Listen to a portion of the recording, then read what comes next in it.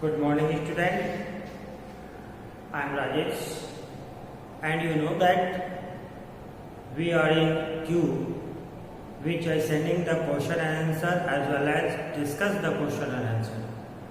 Which chapter? In history, chapter 7, tribes, nomads, and settled communities. Before this video, I already given up to question number 6. And this is the last question and answer video. Here I mention only two questions, 7 and 8, which is part of let's discuss. One thing I left here, later we discuss why I left and what is your work after that. So student, without taking any time, lost any time, we are going to tell you or discuss question number 7 of chapter 7, tribes, nomad and settled communities. So let's start.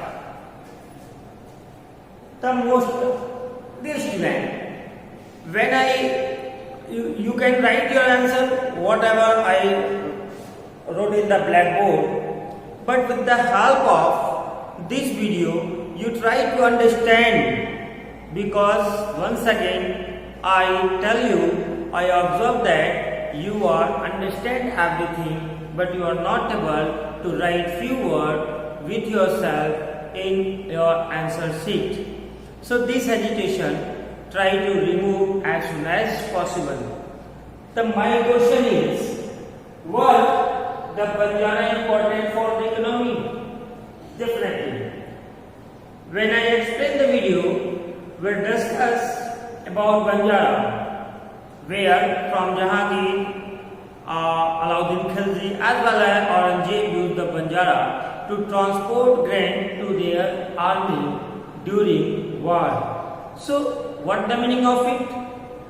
Ki Banjara play a very important role in the economy. How? कैसे करते हैं वे? In those explanation videos, we already discussed that Banjara transported grains from the city market. Banjara exchanged wool and ghee in return of grains from settled communities. So, what do you think? These all the things tell you Banjara is an important part of the economy. So, first line, जैसे मैंने आपको बताया है कि you can write very easily from the question. Word Banjara. What is the question word? Removing. The Banjara or Banjaras. The Banjaras were important for the economy as made out in the point. Number 1. They were the most important trader nomads. Banjara क्या है? Important, महत्वपूर्ण trader nomad है. Nomad that means people who roaming here and there, and the traders means व्यापारी, which purchase and sell something from one place to another places. It means Banjara is most important as they were the trader nomads. कि वे trader nomads थे, so no doubt एक जगह से दूसरे तक सामानों को पहुंचाया करते थे. And this is the economy. जब भी हम लेन देन करते हैं वे क्या है? इकोनॉमी का पार्ट है. सो एक पॉइंट आपको मिल गया कि बंजारा वर most important as they were the trader nomads. Okay, number second point. They were used to transport grain to the city market. As we discussed here, कि they were used to transport. उनका use किया जाता था transport पहुंचाने के लिए grains to the city market. City market में grains को डिलीवर करने के लिए, ट्रांसपोर्ट करने के लिए इस बंजारा का यूज किया जाता था. आपने देखा था टांडा कारवां, जो अपनी फैमिली मेंबर्स, अपने आर्टिकल्स और बहुत सारे ब्लैक कार्ड्स को एक जगह से दूसरी जगह जाते थे. ये हमारे जाते थे standard. So इस तरह से आप देख सकते हो कि Banjara used to transport grain to the city market. इनका इस्तेमाल किया जाता था सिटी मार्केट, शहरों के बाजारों में ग्रेन्स को ट्रांसपोर्ट करने के लिए कोई मीडियम होना चाहिए. That is the Banjara play a very important role for this purpose. And number 3, they buy grain where it is cheaply and carry it to places where it is dearer. The most important part. कि when Banjara moved from one place to another place for transporting grain, or you can say that they are natural product which coming from the animal as wool and ghee, because they are also a good rearer for cattle.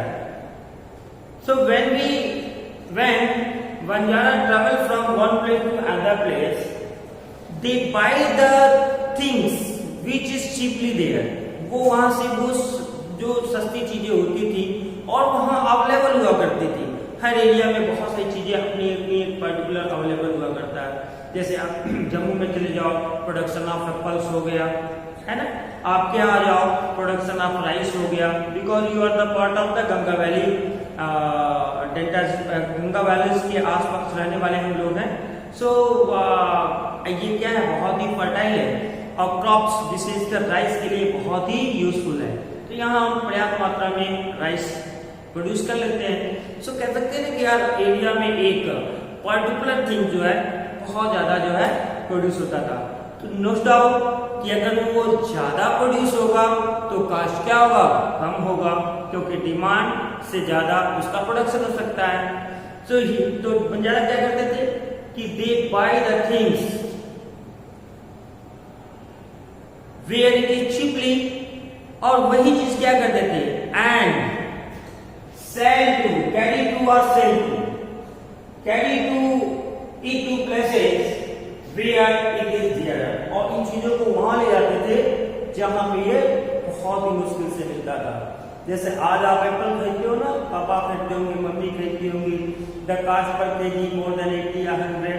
But when you go to the Kashmir Valley, अगर उस घाटी पे जाओगे, there are so many garden of apples and you can cheaply you find the apples in cheap price, सस्ते price में पा सकते हो. The reason that कि एप्पल्स वहाँ पे ज्यादा प्रोडक्ट होता है, तो ज्यादा प्रोड्यूस होगा तो डिमांड भी कम होगी, या डिमांड से ज्यादा हो जाता है तो वहाँ वो चीप हो जाती है. Next, they carry grain to their bullock from different area and sold it in towns, and also transported food grain for the Mughal army during war. They carry grains on their bullocks. Way grains को अपने bullocks पे ले जाते थे from different area, अलग अलग area से वे bullocks पे उसको कैरी कैसे करेंगे. तो bullocks उनके पास, उसको बहुत सारे ग्रुप ऑफ bullocks हुआ करते थे. कहा जाता था 10,000 bullocks से भी ज्यादा उनके कारवां में सम्मिलित होता था. So they carry grains on the bullock from different area and sell it to and sold it in towns. और इसको towns में क्या करते थे, and also they were transported. They transported food grain for the Mughal army during war, which I mentioned in my explanation video. वहाँ आप देख सकते हो कि किस तरह मुगल आर्मी को, जहाँ पे बहुत ज्यादा सोल्जर होते हैं और बहुत ज्यादा जन की जरूरत होती है उनके सर्वाइव के लिए, तो इसका यूज कौन करते थे, मुगल जो रूलर हुआ करते थे वो बंजारा मोस्ट इंपॉर्टेंट जो है स्विंग टीम हुआ करते थे. तो उनके बुलेट में ग्रेन ला करके और कहाँ चला जाता था, उस आर्मी कैंप के पास चला जाता था, जिससे कि भरण पोषण या फिर अपना सर्वाइव करते थे. So this are the importance of Banjara in the economy. Okay, my next question is that, and in this question number 9, we write here only differences, not similarity. Okay, because places more than where I write the similarities, but I discuss here, I tell you here, you need to write in your notebook. Differences. The question is, in what ways? अब अपने text book में आप देख लो ना. No, in what ways Gond tribe different from the Ahoms? Maybe this question. The Gond tribe कैसे Ahoms से different थे, अलग थे. And the second is question in the same question, where they कह सकते हो कि आंसर क्वेश्चन पढ़िएगा कि मे बी कि where they are similar to any manner, क्या वो किसी तरीके से सिमिलर भी थे. So here we discuss only differences and later we tell you similarity between Ahoms and Gond tribes. Student, I hope you understand well in Gond society and Ahom society, because I already made so many videos and different Gond society, especially Gond and Ahoms. So differences, for you mention here differences. ये सब अपने आप से लिख सकते हो. No need to right कि आप इसको मेमोराइज करो, लिख लो. लेकिन बहुत ये नहीं है कि सेम टू सेम आप लर्न करो फिर भूल जाओ एग्जामिनेशन में कि क्या हमने लिखा था, क्या पहला लेटर था, क्या पहली लाइन थी, कौन सा था. नो, आप उसको समझो आराम से, अपने वर्ड्स में भी इसको लिख सकते हो. डिफरेंसेस तो पूछा जा रहा है Gond society and Ahom society. देखो कैसे आपको याद होगा. गोंड्स लिव इन वास्ट फॉरेस्टेड एरिया, जिसे आप कहते तो एमपी का सेंट्रल इंडिया का जो रीजन है नोन एज गोंडवाना है ना, जो बाद में मालवा से जो है वो उसको मिलाते हैं. तो पहला तो अंतर ये हो सकता है कि गोंड्स लिव इन vast forested area called Gondwana, while Ahom migrated. अब अहोम कहाँ है देखोगे तो ईस्ट में है ना. आपका देखो ईस्ट वेस्ट नॉर्थ साउथ, ये सेंट्रल इंडिया में वो ईस्ट में है ना. तो कहता है while Ahom migrated to the Brahmaputra valley, जबकि अहोम कहां से माइग्रेटेड है ब्रह्मपुत्र वैली से, which is known as Myanmar, जिसे हमारे म्यांमार कहते हैं. So first differences between Gonds and Ahoms. Gonds live in a vast forested area called Gondwana. It is in a central India, ये कहां है मध्य भारत में, सियाजा मध्य प्रदेश कहते हैं वो इलाका है. While Ahom migrated to the Brahmaputra valley, जबकि वो ब्रह्मपुत्र वैली हमारे नेबरिंग कंट्री है जो प्रेजेंट है म्यांमार से माइग्रेट होकर के वो ईस्ट में आते हैं, आसाम वगैरह का जो रीजन है, और अपने वो रीजन को बनाते हैं. ठीक है. एक और कह सकते हो बहुत सारे फ्रेंड हैं कि गोंड्स टेरिटरी नोन एज ग्राफिटंगा, वेयर एज जिसमें आप अहोम्स में पढ़े हो क्या है वो खैल्स है. देयर क्लैंस डिवाइडेड इनटू खैल्स, इनके क्लैंस खैल्स में डिवाइड थे, और गोंड्स के क्या थे क्लैंस डिवाइडेड इनटू ग्राफ, एंड दिस मेक द ग्राफिटंगा. Second point is Gond practice shifting cultivation.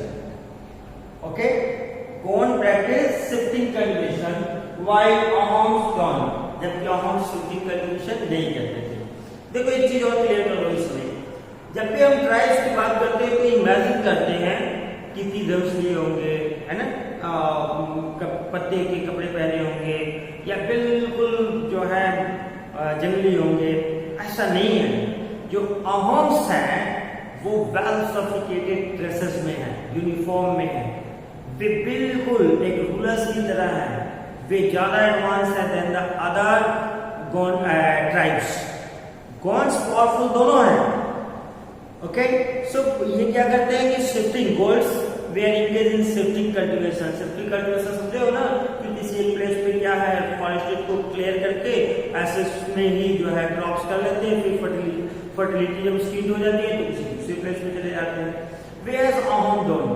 Ahoms क्या करते हैं कि अपनी सोसाइटी को डिवाइड किए हुए ख्याल्स में, और वो अथॉरिटी क्या करती है कि प्रेजेंट को लैंड प्रोवाइड करती है, और इस लैंड को रूलर भी नहीं ले सकता है without permission of village authority. वहां पे वो क्या करते हैं, ये पब्लिक वर्क कर रहे हैं अहोम्स, वहां पे राइस जो है प्रोड्यूस करते हैं, और राइट प्रोड्यूस करने के बाद उसको डिवाइड कर देते हैं. तो ये शिफ्टिंग कल्टीवेशन है, ये भी कह सकते हो कि एक परमानेंट कल्टीवेशन है.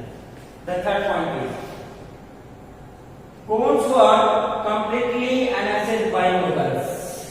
मुगल्स पर कंप्लीटली एनेक्स हो जाते हैं, पराजित किए जाते हैं। और जो मैंने कहा ना मालवा के साथ जो है गोंडवाना बाउंड्री जुड़ी होती है, इसलिए मुगल सोचते हैं कि इस टेरिटरी को और बड़ा किया जाए और गोंडवाना को भी मुगल एम्पायर में कर लिया जाए। ओके, औरंगजेब के समय में मानसिंह की जाती है, औरंगजेब के समय पूरी तरीके से गोवंश या गोंडवाना को एनेक्स कर लिया जाता है मुगल आर्मी द्वारा, मुगल अथॉरिटी द्वारा, और वह पार्ट बन जाता है मुगल। सो इस तरह से कह सकते हो कि Gonds were completely annexed by Mughal, मुगलों द्वारा पूरी तरीके से एनेक्स किए जा सकते हैं, किए गए हैं। While Ahoms got defeated by Mughals, Ahom भी मुगल्स के द्वारा डिफीट होते हैं, बट क्या डिफरेंस है? But direct control not lost now, लेकिन उन पे बहुत दिनों तक उनका डायरेक्ट जो है कंट्रोल जो है बहुत दिनों तक नहीं रह पाता है।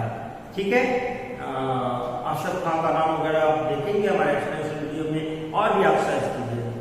सो ये सिंपली आपका डिफरेंसेस हो गए, अपने पास भी डिफरेंसेस लिख सकते हो। ओके, सिमिलरिटी देख लेते हैं। तो सिमिलरिटी क्या है?